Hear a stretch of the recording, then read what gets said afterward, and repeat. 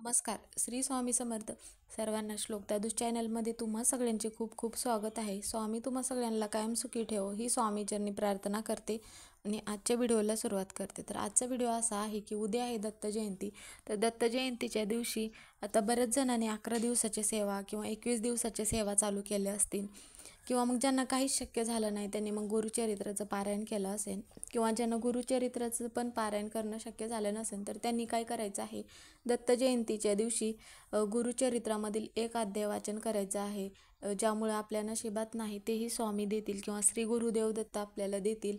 तर तो असा कोणत्या अध्याय आहे ज्यामुळे आपण वाचन केल्यामुळे आपल्या इच्छा पूर्ण होतील, तर ते आजच्या व्हिडिओमध्ये आपण बघणार आहोत. तर व्हिडिओ शेवटपर्यंत नक्की बघा. त्याचप्रमाणे दत्त जयंती कशी साजरी करायची ते पण आजच्या व्हिडिओमध्ये आपण बघणार आहोत.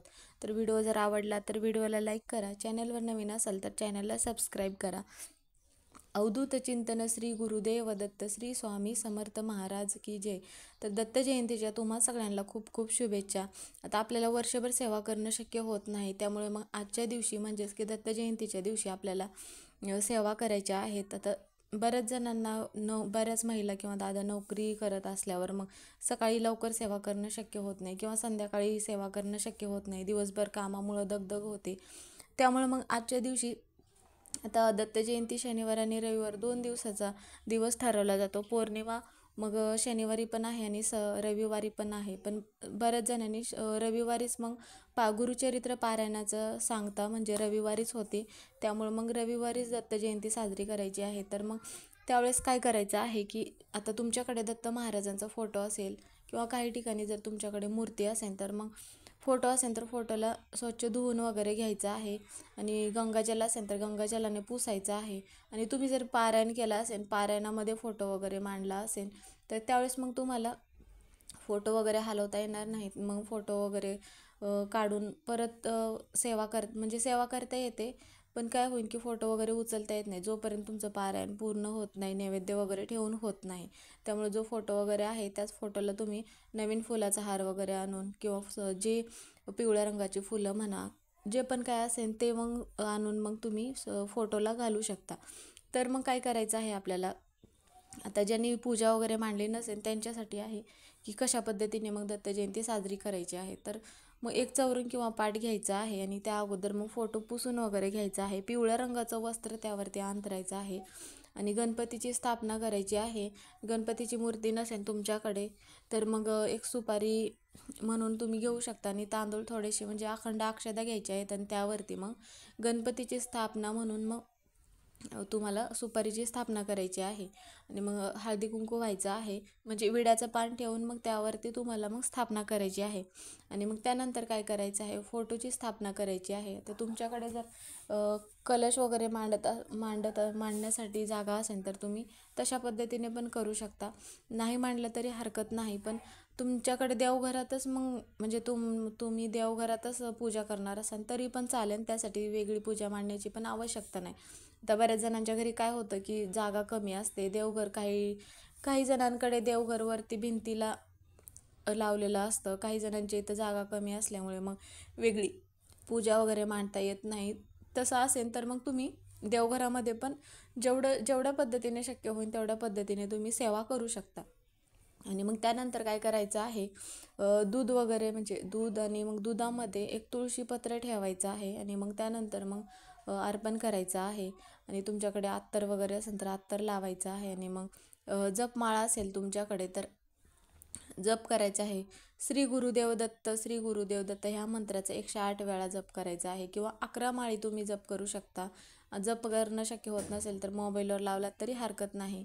किंवा मग त्यानंतर काय करायचं आहे, किंवा दिगंबरा दिगंबरा श्रीपादवल्लभ दिगंबरा असा मग मंत्र म्हणायचा आहे. आणि ते पण तुम्हाला म्हणणं शक्य होत नसेल तर तुम्ही मोबाईलवर लावलात तरी म्हणजे काय होईल की घरात सगळ्यांच्या तोंडून पण मंत्र म्हणून होईल आणि तुमच्या पण तोंडून होईल आणि तुमची सेवा पूर्ण होईल. आणि मग त्यानंतर काय करायचं आहे, आजच्या दिवशी मग गोडाधोडाचं नैवेद्य बनवायचं आहे. आता जे पण तुम्हाला शक्य होईल गोडाधोडाचं खीर बनवू शकता किंवा श्रीखंड पुरी म्हणा किंवा पुरणपोळी, आता तुम्हाला जसं जमेल तसं. शेवटी मग तुम्ही गोडाचा म्हणून पिवळा रवा पण बनवू शकता किंवा मिठाई वगैरे आणून मिठाई ठेवू शकता. जसं तुम्हाला शक्य होईल तसं तुम्ही मग नैवेद्य ठेवू शकता. आणि मग त्यानंतर जे श्री गुरुदेव दत्त यांना सगळ्यात जास्त प्रिय असते पिवळ्या रंगाचं फूल म्हणा, जे पण काय तुम्हाला शक्य होईल, नाही भेटलं तरी कमीत कमी एक तरी फूल तुम्ही पिवळ्या रंगाचं कोणतंही असू द्या, पण ते आजच्या दिवशी अर्पण करायचं आहे. आणि मग पण ह्या ज्या सेवा आहेत ह्या सेवा तुम्ही करत असताना काय करायचं आहे, 12:30 ते 1 ह्या दरम्यान मग तुम्ही कोणतीही सेवा करू नका, किंवा कोणतेही म्हणा किंवा पूजा वगैरे मांडणं किंवा अजून काही कोणत्याही सेवा असतील त्या सेवा करू नका. कारण 12 ते 1 ही श्री गुरुदेव दत्त यांच्या भिक्षेची वेळ असते. एकतर तुम्ही सकाळी लवकर करा किंवा मग रविवारी मग तुम्ही करू शकता. रविवारी पण पौर्णिमेचा मुहूर्त आहे, तर किंवा शनिवारी पण तुम्ही सायंकाळी करू शकता. तर मग त्याचप्रमाणे काय करायचं आहे की आपल्या ह्या ज्या सेवा झाल्या, तर मग तुम्हाला शक्य होत असेल तर मठात म्हणा किंवा स्वामींच्या म्हणा किंवा दत्त महाराजांच्या मंदिरात जायचं आहे. तिथे जात असताना केळी म्हणा, केळी दान करायचं आहे, किंवा तुम्हाला मिठाई म्हणा, जे पण काय होईल पिवळ्या रंगाचं आजच्या दिवशी आवर्जून दान करायचं आहे. यामुळे काय होईल की आपल्या घरातील ज्या पण काही पैशाच्या अडचणी वगैरे असतील, आपण जर एखाद्याला काही दान केलं तर मग आपल्या घरामध्ये दुपटीने वाढ होते. त्यामुळं मग दानधर्म केल्यामुळे कधीच आपल्या घरात कमतरता भासत नाही. त्यामुळे आजच्या दिवशी तुम्ही जे पण काय शक्य होईल ते तुम्ही दान करू शकता.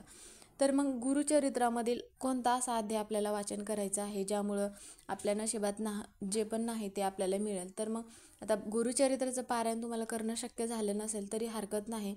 एक छोटंसं म्हणजे छोटंसं अध्यायाचं पुस्तक तुम्हाला भेटतं, तर ते म्हणजे गुरुचरित्रामधील 4वा अध्याय आहे, ज्यामध्ये श्री गुरुदेव दत्त यांचा जन्म कसा झाला, त्यांच्या जन्माची पूर्ण कथा आहे. तुम्हाला एकही अध्याय वाचन करणं नाही जमलं तर तो तेवढा एक अध्याय मग आजच्या दिवशी आवर्जून वाचन करा. कारण त्यात गुरुदेव दत्त यांचा जन्मकथा आहे, म्हणून मग आजच्या दिवशी हा जो अध्यायाचं एक प्रत तुम्हाला नाही भेटलं तर तुम्ही यूट्यूबवर म्हणा, गुगलवर म्हणा सर्च करून मोबाईलवर लावू शकता किंवा ऐकू शकता किंवा वाचन करू शकता. जसं शक्य होईल तसं तुम्ही मग करू शकता.